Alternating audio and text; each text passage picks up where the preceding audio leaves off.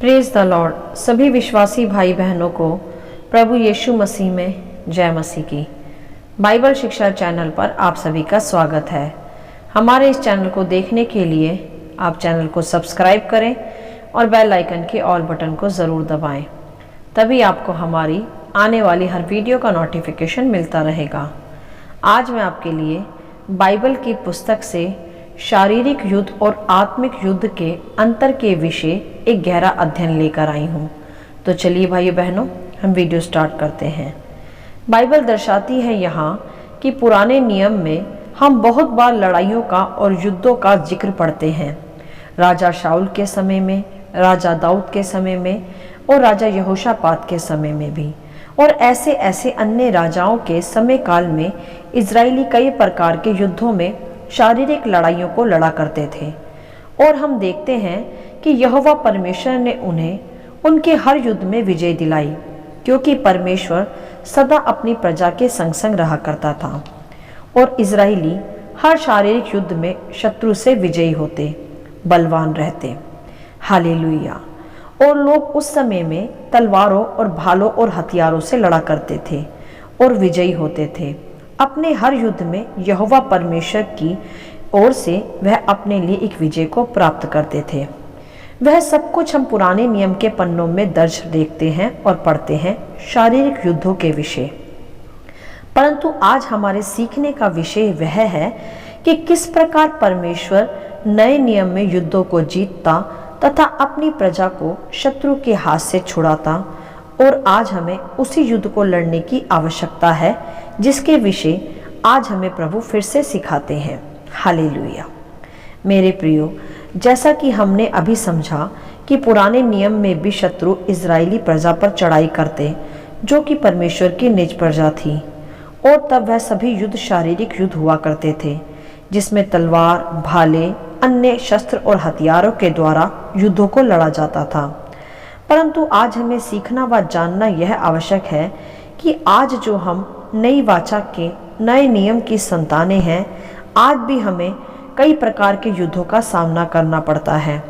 कई प्रकार से आज भी शत्रु हम पर चढ़ाई करता है, शैतान के रूप में, अंधकार की ताकतों के रूप में। परंतु आज हमारे सीखने का विषय यह है कि किस प्रकार आज भी हम युद्धों को लड़ते हैं और किस प्रकार आज भी हमारे युद्धों में परमेश्वर हमारी ओर से लड़ता है और हम विजयी होते हैं। हालेलुया। मेरे प्रियो, नए नियम के शुरुआती सुसमाचार की पुस्तकों में हमने कई स्थानों पर पढ़ा कि किस प्रकार प्रभु यीशु मसीह ने दुष्ट आत्माओं को डांटा और वह मनुष्य में से निकल गई। वह दुष्ट आत्माएं जो एक मनुष्य पर कई वर्षों से समाकर उसे नाश करे बैठी थी, उसे प्रभु यीशु ने डांट कर मनुष्य में से निकाला, किसी हथियार या शस्त्र के द्वारा नहीं। और प्रभु यीशु मसीह ने बहुत से बीमारों को चंगा किया, वर्षों के उनके रोगों से उन्हें छुटकारा दिया। वह भी युद्ध प्रभु यीशु मसीह ने किसी हथियार और शस्त्र और तलवार से शारीरिक रूप में नहीं लड़ा। हालेलुया। मेरे प्रियो, नए नियम में हम कहीं भी प्रभु यीशु को शारीरिक युद्ध लड़ते हुए नहीं देखते, न ही तलवार व भाले और हथियार ही देखते हैं, वरन एक अधिकार को देखते हैं जिसमें खड़े रहकर प्रभु यीशु ने शब्दों के ही द्वारा हर एक युद्ध को जीता, चाहे फिर वह दुष्ट आत्मा से ग्रस्त मनुष्य का छुटकारा देना हो या किसी बीमार को चंगा करना हो। हालेलुया। यही वह युद्ध है जो आज प्रभु हमें भी लड़ने के विषय सिखाते हैं। मेरे प्रियो, हम जो नई वाचा की संतान हैं, हमें किसी से भी शारीरिक युद्ध लड़ने की आवश्यकता नहीं है, ना ही बैर रखकर झगड़ा फैलाने की आवश्यकता है। हमें तो आवश्यकता है एक वचन का पालन करने की, जो कि लिखा है याकूब 4:7 में, जो प्रकट करता है कि इसीलिए परमेश्वर के अधीन हो जाओ और शैतान का सामना करो, तो वह तुम्हारे सामने से भाग निकलेगा। हालेलुया। यहाँ यह वचन स्पष्ट करता है मेरे प्रियो कि शैतान का सामना करने के लिए, अर्थात शत्रु से युद्ध में विजयी होने के लिए, हमें किसी शस्त्र या हथियार की नहीं, ना ही किसी शारीरिक युद्ध की, वरन हमें परमेश्वर के अधीन होने की आवश्यकता है। और परमेश्वर के अधीन होना दर्शाता है आज्ञा पालन को, पवित्रताई को, खराई को और शुद्धता को, जो स्वयं प्रभु यीशु मसीह में भी थी। इसीलिए दुष्ट आत्माएं प्रभु यीशु की आज्ञाओं को सुनकर मनुष्य में से निकल जाती थी और सभी प्रकार के बीमार भी चंगे हो जाते थे। और यदि इसी प्रकार की अधीनता आज हम में भी परमेश्वर पिता की ओर से हो, आज्ञाकारिता से भरी, पवित्रता से भरी, शुद्धता से भरी, तो निश्चय ही मेरे प्रियो हम भी अपने जीवन के हर युद्ध को जीत पाएंगे और शैतान हमारे जीवन से भाग जाएगा और हमारा सामना नहीं कर पाएगा, जैसा वचन भी स्पष्ट करता है। हालेलुया। मेरे प्रियो, युद्ध तो पुराने नियम में भी इजराइलियों को लड़ना पड़ता था, शारीरिक रूप से, आत्मिक रूप से नहीं, जिसमें उन्हें तलवार व भाले जैसे शस्त्रों और हथियारों की आवश्यकता पड़ती थी।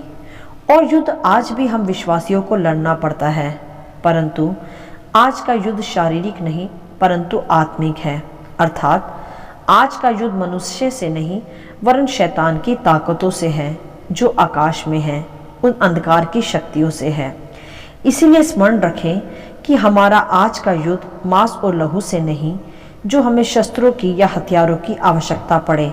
हमारा युद्ध शारीरिक नहीं परंतु आत्मिक है, जिसके लिए सर्वप्रथम हमें परमेश्वर के अधीन होने की आवश्यकता है। तभी हम हर युद्ध में विजयी हो पाएंगे, अर्थात शैतान हमारे सामने से भाग जाएगा। हालेलुया।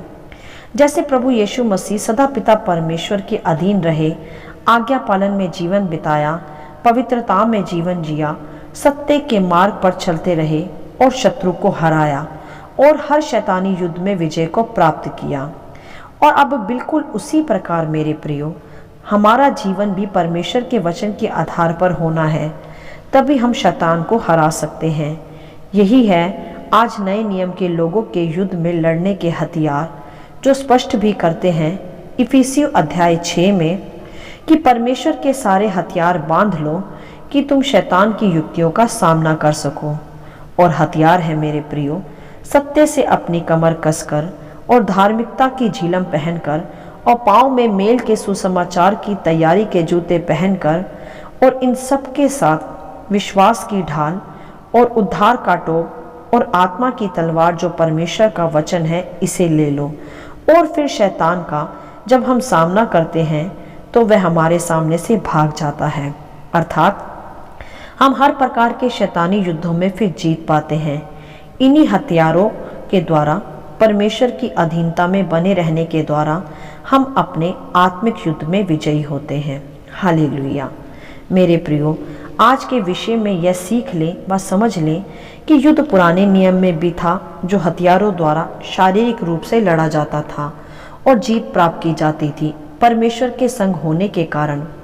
और मेरे प्रियो, युद्ध आज भी है नए नियम की संतानों के सामने, और इसे भी जीतने के लिए हमें परमेश्वर की ही अधीनता में व उसी के हथियारों को आज अपनाने की आवश्यकता है, जिसके विषय अभी हमने सीखा भी। तभी हम हर युद्ध को जीत पाएंगे और एक विजयी जीवन जी पाएंगे।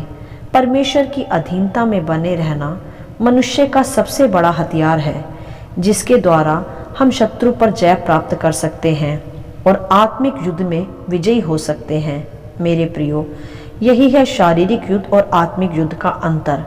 शारीरिक युद्ध मनुष्य से हथियारों के द्वारा लड़े जाते हैं, परंतु आत्मिक युद्ध शैतान की अंधकार की ताकतों से परमेश्वर के अधीन होकर उसके वचन में बने रहकर लड़े जाते हैं। और हमें आज आत्मिक युद्ध में ही लड़ना है, क्योंकि मेरे प्रियो, हम नए नियम की संतानें हैं और प्रभु यीशु मसीह ने भी कभी हथियार नहीं उठाया, शारीरिक युद्ध नहीं लड़ा, वरन परमेश्वर पिता की अधीनता में चलते हुए आत्मिक युद्धों को लड़ा और विजयी रहे। तो अब जो हम उसकी संतानें हैं, हमें इसी प्रकार आज अपने आत्मिक युद्धों को लड़ना भी है और विजय को प्राप्त भी करना है और अनंत जीवन में बलपूर्वक प्रवेश करना है। हालेलुया। आशा करती हूँ इन वचनों का संक्षिप्त विवरण आप सभी को समझ में आया होगा। प्रभु आपको अपनी पवित्र आत्मा की भरपूरी से सदा भरता रहे। यदि आप चाहते हैं कि दूसरे भी इसे सुनकर आशीष पाएं, तो आप दूसरों के साथ भी इसे शेयर कर सकते हैं, क्योंकि हमारे प्रभु यीशु मसीह की यही इच्छा है। आमीन and God bless you all.